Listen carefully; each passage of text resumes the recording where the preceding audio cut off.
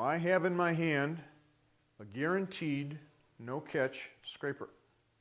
Okay, I could pick up another kind of a scraper, a regular scraper that you would use with a boring bar system, or sometimes people use scrapers for other things. I don't use scrapers on a bowl other than the bowl gouge, but since I can't get a catch with this one, I already have it in my hand. Why should I stop and pick up another tool?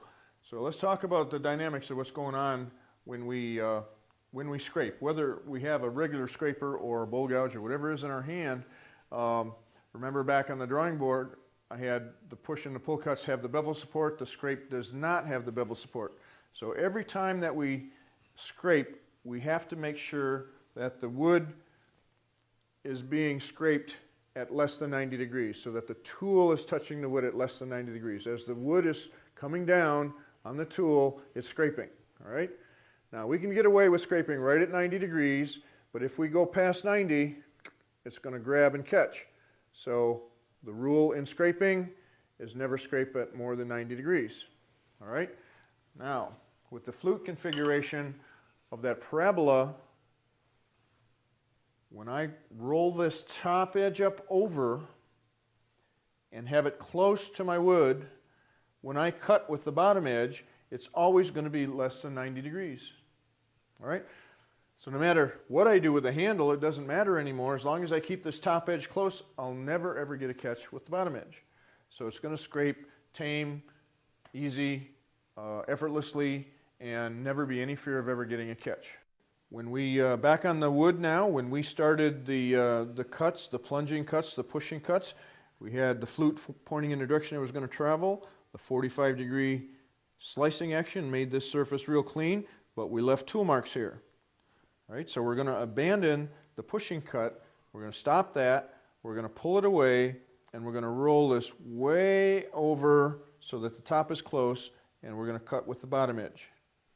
All right, when I close that up, cut with the bottom edge. So let me turn the lathe on, and we'll see what that looks like.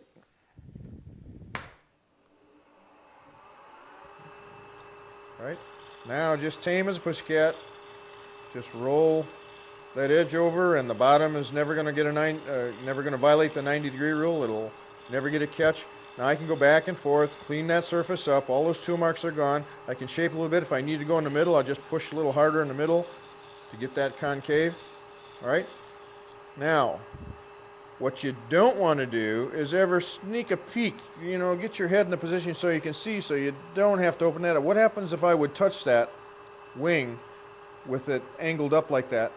Boom, I'm going to get a nasty catch. All right? So I want to keep that close. Then you might say, well, it's so close, I'm afraid that top edge is going to hit. Well, what if it does? Nothing's going to happen. Okay? So there's no fear of hitting the top edge, but there is a fear of opening it up. That would be nasty. So while you're doing the pushing cut along that surface, you have it open 45 degrees. All right? When I get down here, I want to close it and start my scraping. What I don't want to do is get caught halfway in between. Okay?